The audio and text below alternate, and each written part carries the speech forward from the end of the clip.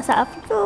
Ini hakikat, kalau pergi steamboat mesti akan pilih sup ni sebab ada rasa umami, savory dan pedas yang mild je. Jom hari ni kita masak spicy miso soup. Semula kita tumiskan 4 ulas bawang putih cincang, batang daun bawang kita tumiskan sampai naik bau. Masukkan protein ni, saya gunakan daging, masukkan cendawan, sabut cili atau gochujang garam, masakkan sampai daging tu kecut. Masukkan air dalam 2 cawan, 1 sudu serbuk dashi, 1 sudu gochujang dan kita masakkan sampai ia mendidih. Slowkan api, banjurkan paste miso dengan air, masukkan dalam sup tadi. Lepas tu kita masukkan dry wakame, lepas tu kita masukkan tofu lembut, kita masakkan sekejap dengan api yang perlahan. Akhir sekali kita boleh masukkan irisan daun bawang dan kita taburkan bonito flake. Lepas tu kita kacaukan sampai ke semua bahan tu rasa dia sebati elok. Bila rasa semua dah balance, kita boleh tutup api dan makanan siap untuk dihidangkan. Siaplah resepi mudah kita hari ini, spicy miso soup. Memang simple dan cepat je nak sediakan. Selalunya makan yang biasa je, kali ini kita buat yang spicy pula. Makan pula time cuaca sejuk dan time hujan, memang rasa comfort dan sedap je bila kita nak hirup. Untuk lebih lagi banyak resepi, boleh follow, like dan komen.